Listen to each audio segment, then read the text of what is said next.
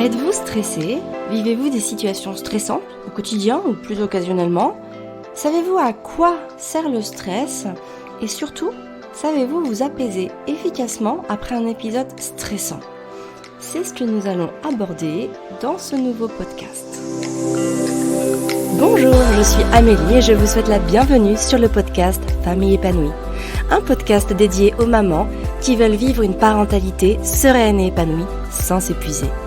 Ma mission est de vous transmettre les conseils et les astuces qui vous permettront de vivre plus sereinement votre vie de femme et de maman. Grâce à des astuces simples et faciles à mettre en place, vous serez, je l'espère, prête à vivre l'une des plus belles pages de votre vie sans culpabilité ni regret. Si vous appréciez ce podcast, la meilleure façon de le soutenir est de lui mettre une note de 5 étoiles sur la plateforme de podcast que vous utilisez. Ainsi, vous permettrez à d'autres de le découvrir plus facilement. Alors il faut bien avoir en tête que le stress est normal et naturel. C'est d'ailleurs en partie grâce au stress que notre espèce a pu survivre pendant tous ces millénaires et qu'il nous aide aujourd'hui encore d'ailleurs dans certaines situations. Pourquoi ? Tout simplement parce que lorsque l'on vit un moment de stress, notre cerveau reptilien envoie des informations bien précises à notre corps afin qu'il y réponde de manière automatique. Vous vous imaginez bien qu'il y a 20 000, 30 000 ou même 50 000 ans, si un homme se retrouvait en pleine forêt face à un mammouth, il fallait mieux pas qu'il se mette à étudier toutes les options qui s'offraient à lui. C'est pour ça qu'en général, le cerveau, dans ce moment-là, envoyait un message très précis à notre corps. Parce que l'homme qui réfléchit dans une situation comme celle-là, finalement, va se faire, en tout cas risque de se faire piétiner, a même le temps de se faire piétiner plusieurs fois avant d'avoir trouvé la solution. Donc comme notre cerveau, il est parfaitement conçu pour assurer notre survie, en cas de stress, il va nous envoyer 3 options majeures possibles. Des options qui sont donc censées assurer notre survie. Donc lorsqu'une menace est perçue, déjà nos sens sont exacerbés. Notre rythme cardiaque, il s'accélère et nos muscles se contractent. En fait, ça c'est la réponse physiologique pour nous mettre dans une démarche d'action. Comme ça, on est vraiment prêt à agir. Et comme le cerveau est très bien fait, en plus de tout ça, en fait, dans ces moments-là, il met de côté toutes nos pensées. Et de cette manière-là, on va laisser la place qu'à notre instinct de survie. Donc en général, les 3 options possibles, c'est soit on se tétanise, soit on attaque, soit on fuit. Ça, ce sont les 3 réponses naturelles que notre cerveau nous envoie lorsque nous vivons une situation stressante. Le petit bémol, c'est que lorsque notre enfant dessine sur les murs, ou alors même que vous subissiez les sautes d'humeur d'un collègue, ou que vous receviez une relance pour une facture impayée, peu importe ce qui va se passer dans votre vie, en fait, à un moment où vous allez vivre une situation de stress, votre cerveau va vous faire réagir exactement de la même manière que si vous étiez pourchassé par un mammouth. Alors, évidemment, au fil des millénaires, notre cerveau il s'est développé pour nous permettre de ne pas bondir sur notre collègue lorsqu'il nous tape sur les nerfs, ou de ne pas fuir devant les ronds rouges que votre enfant il aura dessinés sur le mur blanc, ou encore de ne pas rester tétanisé devant une facture impayée. Et en fait, c'est grâce à l'évolution de notre cerveau, et notamment la partie du cortex préfrontal, que nous pouvons, dans la plupart des cas, engager une réaction qui ne va pas être excessive. Et encore, je dis bien qu'il ne peut être parce que parfois, nous n'y parvenons pas. Et en fait, c'est pourquoi nos réactions, elles restent malgré tout régies par nos émotions plus que par notre raison. Et il y a quelques semaines, j'ai été témoin d'une scène un peu compliquée.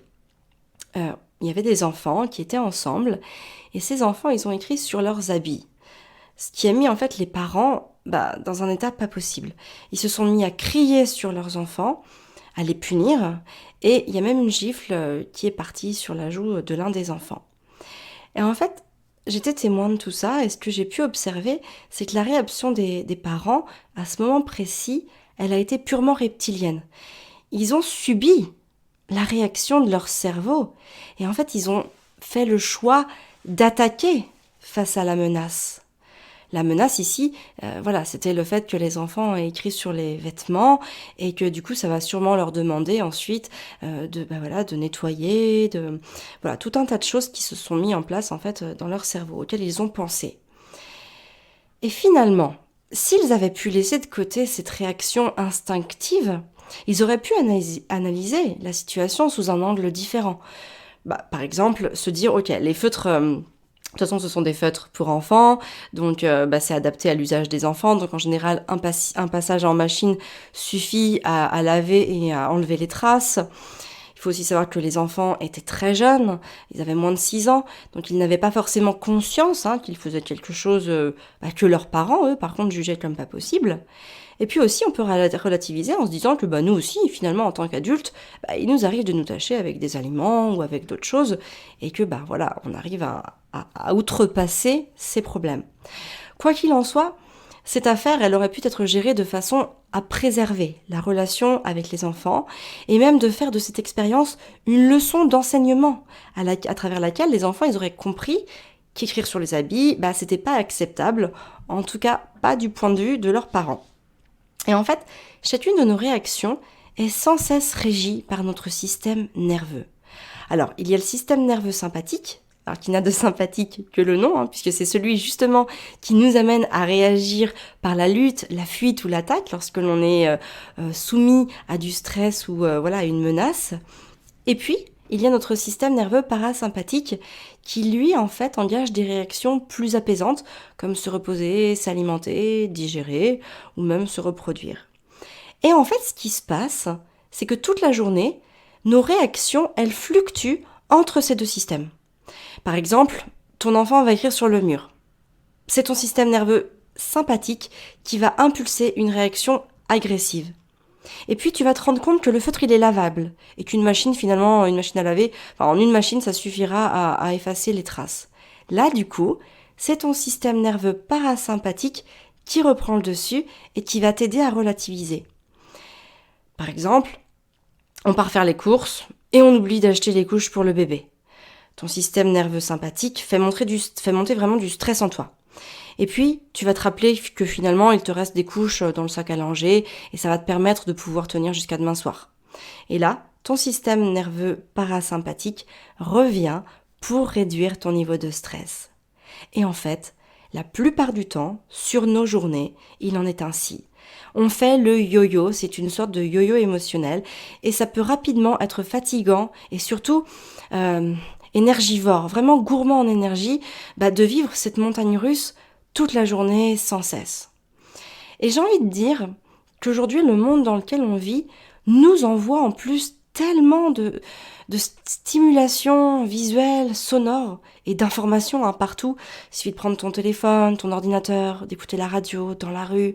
Tu vois qu'il y a des messages partout, il y a de la stimulation partout. Et finalement, ton niveau de stress, il peut rapidement arriver à saturation. Et c'est pour ça que, des fois, le soir, tu vas arriver chez toi, voilà, tu vas enlever ton manteau, tes chaussures, tu vas marcher dans ta pièce de vie, et là, tu vas marcher sur une pièce de Lego qui n'était pas rangée, et tu vas péter un câble. Mais en réalité, c'est pas cette pièce de Lego qui est à l'origine de ta réaction.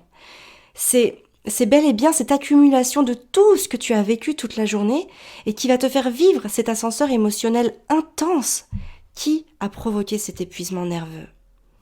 Alors pour mieux canaliser ton stress, il y a 2 grandes pistes vers lesquelles tu peux aller. La première, c'est le repos. Le besoin physiologique sur lequel on rogne le plus, c'est le sommeil. Très souvent, vous vous rendrez compte que vous allez tenter de veiller plus tard pour finir un travail, finir de ranger ou de nettoyer la maison. Ou tout simplement parce que des fois, on a envie de regarder un film ou une série et donc du coup, on fait le choix conscient de rogner sur son sommeil afin de passer un moment agréable. Et puis aussi, parfois, à l'inverse, on va se lever plus tôt pour préparer des choses, pour finir un travail que justement on était trop fatigué le soir pour le faire. Ou tout simplement, parfois, pour prendre son petit déjeuner tranquillement, sans se retrouver avec le bol de céréales du plus petit répandu partout sur le sol. Et donc ça, c'est vrai que c'est plutôt agréable aussi d'avoir des moments pour soi à ce moment-là. Mais finalement, le problème, dans ce cas précis, c'est que notre sommeil a vraiment une fonction vitale fondamentale. Il assure la régénération du corps et de l'esprit. Le sommeil profond, lui, il va régénérer le corps, physiquement parlant, et notre sommeil paradoxal, il va régénérer notre esprit. Il va donc permettre plus de clarté dans notre tête. Parfois, quand nos esprits s'embrouillent, la journée, on cherche nos mots, on n'arrive plus à se concentrer, on ne sait plus exactement où mettre le focus, le point d'intérêt sur ce qui est important de faire. Et ça, en fait, c'est souvent parce que tout simplement, on est fatigué et notre esprit n'a pas pu se régénérer assez pour pouvoir nous permettre d'être apaisés et d'avoir ce qu'on appelle les idées claires. Et c'est souvent, surtout même, grâce au sommeil que nous allons pouvoir relâcher les tensions accumulées dans notre corps. Il y a quelques semaines, je parlais avec une maman et en fait, elle me disait qu'elle était très très fatiguée. Et donc j'essayais d'en savoir un petit peu plus sur l'organisation de ses journées. Donc c'était une maman qui a des adolescents, enfin des jeunes adolescents, et elle est assistante maternelle et donc elle garde 3 enfants. Et elle me disait que les enfants faisaient la sieste l'après-midi. Et je lui ai dit, du coup, tu en profites pour te reposer peut-être ? Et là, elle me dit, non, dans ces moments-là, souvent, je fais mon repassage et je plie du linge. Et je lui dis, ok, et tu repasses quoi ? Qu'est-ce que tu repasses exactement ? Là, elle me dit, je repasse tout, absolument tout, même les slips. Et je lui ai dit, ok, et qu'est-ce que ça te fait de repasser les slips ? Alors, elle me dit, j'aime bien parce qu'après, ça prend moins de place lorsque je les range. Et ok, c'est une réponse qui est valable pour elle si elle en a besoin, mais paradoxalement, elle a besoin de sommeil. Et finalement, elle se retrouve l'après-midi avec des petits qui font la sieste et pendant lequel elle pourrait se reposer, lire un livre ou même être étendue sur son canapé, s'endormir. Et finalement, elle se retrouve à faire des choses qui ne répondent pas à son vrai pourquoi. Elle pense que c'est important de faire ça, mais finalement, après, quand je lui ai posé la question, je lui ai dit, et si c'était pas fait, qu'est-ce qui se passerait ? Et en fait, elle m'a dit, rien de spécial, en fait. C'est juste qu'elle est habituée à le faire, et que pour elle, c'est devenu quelque chose de normal et d'habituel, alors que ça n'apporte rien à son pourquoi. Ça ne va pas la rendre plus heureuse, ça ne va pas donner plus de sens à sa vie, ça ne va pas lui permettre de se sentir mieux. Elle le fait parce qu'elle l'a toujours fait, peut-être même qu'elle a vu sa maman le faire, et donc elle le perpétue. Mais finalement, ça ne lui apporte rien. Et ce qui est important de comprendre ici, c'est que pour être pleine d'énergie et avoir les idées claires, nous avons besoin de nous reposer. Et parfois, si ça implique de remettre à plus tard ou de même de ne plus faire des choses qui ne sont pas fondamentales dans notre quotidien, eh bien, nous avons besoin d'être OK avec ça. La deuxième chose, c'est la réponse à nos besoins. La réalisation de soi consiste à se connecter à ses besoins et à chercher à y répondre. Il y a certains besoins qu'on va assouvir de manière très naturelle et en mode automatique, par exemple le fait de s'hydrater. Lorsque tu ressens la soif, en général, tu vas faire le nécessaire pour aller boire quelque chose le plus rapidement possible. C'est pareil avec la faim et c'est pareil avec d'autres besoins. Mais parfois, on ne réagit pas toujours aussi rapidement à chacun de ces besoins. C'est un petit peu comme ce qu'on a vu dans l'exemple précédent avec le sommeil. Parfois, on va venir décaler dans le temps une réponse à un besoin et parfois même, on va étouffer ce besoin. Par exemple, c'est comme ça qu'on ne va pas s'accorder du temps pour une activité sportive, par exemple, parce qu'on ne voit pas comment caser une telle pratique dans des journées qui sont déjà bien chargées. Peut-être que tu aimerais lire davantage, faire de la couture, du tricot, du dessin, de la peinture, du jardinage, peu importe. Mais finalement, aujourd'hui, tu fais passer tes besoins au second plan parce que tu penses, et j'insiste bien sur le mot penser, parce qu'il s'agit vraiment là d'une croyance, tu penses et tu te persuades que tu n'en as pas le temps. Et si tu repenses à l'épisode de podcast précédent qui s'appelle « Qu'est-ce qui fait le bonheur ?» et que tu te rappelles l'histoire des gros cailloux, alors tu dois pouvoir comprendre que répondre à tes besoins, c'est nos gros cailloux. Et c'est pour ça qu'il est fondamental d'identifier les petites tâches quotidiennes qui ne sont pas prioritaires, mais que pourtant on fait chaque jour avant même de répondre à nos besoins. Et c'est ce qui se passait aussi dans l'exemple précédent que je t'ai donné avec le sommeil, de cette maman qui repassait les slips.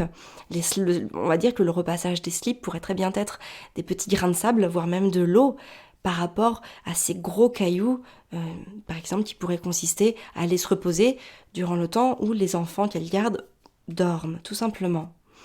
Et j'avais moi-même tendance à faire passer les autres, et notamment mes enfants, avant moi, jusqu'au jour où j'ai vraiment compris que si je m'occupais pas bien de moi, je ne pourrais pas bien m'occuper des autres.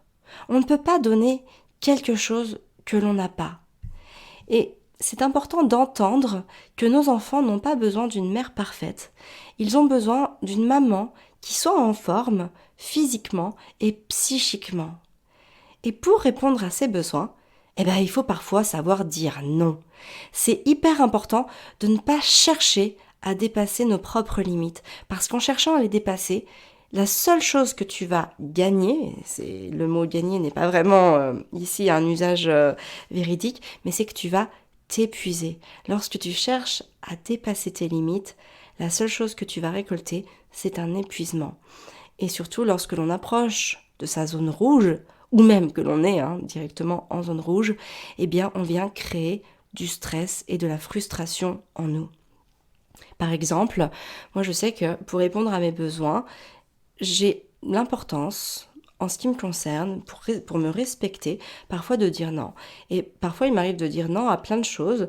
L'exemple en date que j'ai en tête, c'est Fabien qui voulait inviter des gens à la maison.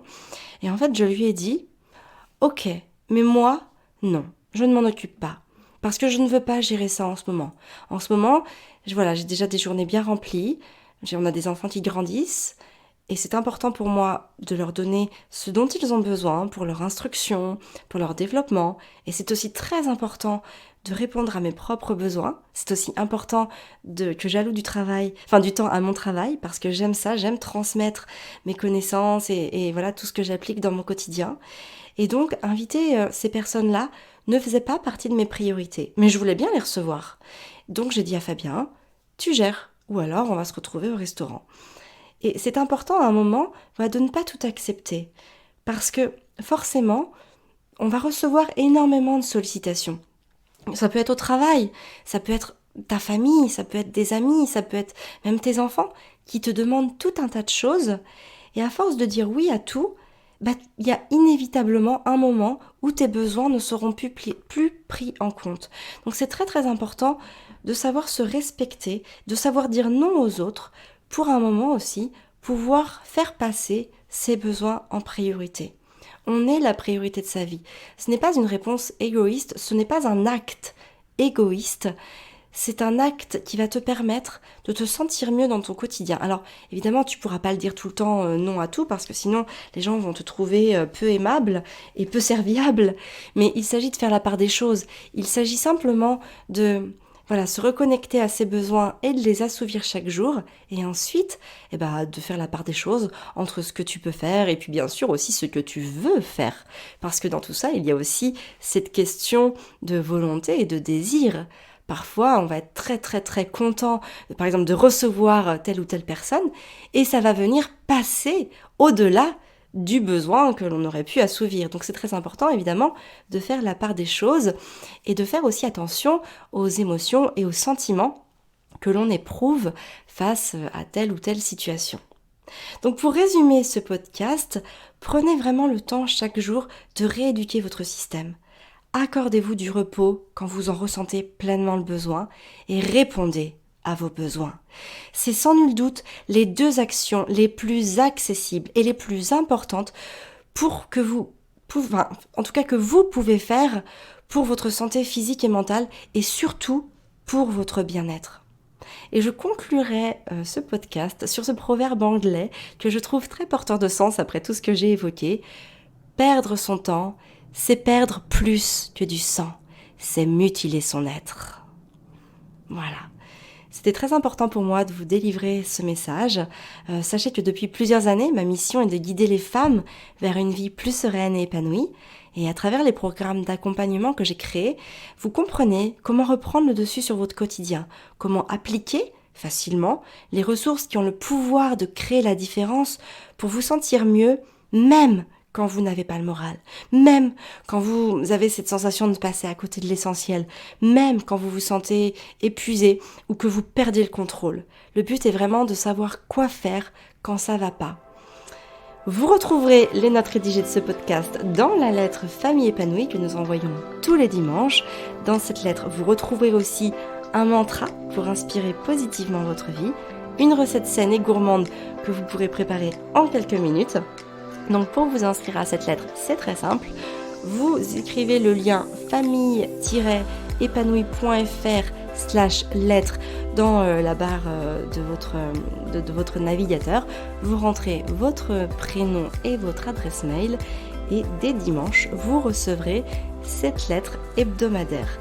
Voilà, je vous dis à jeudi prochain dans un nouvel épisode de podcast.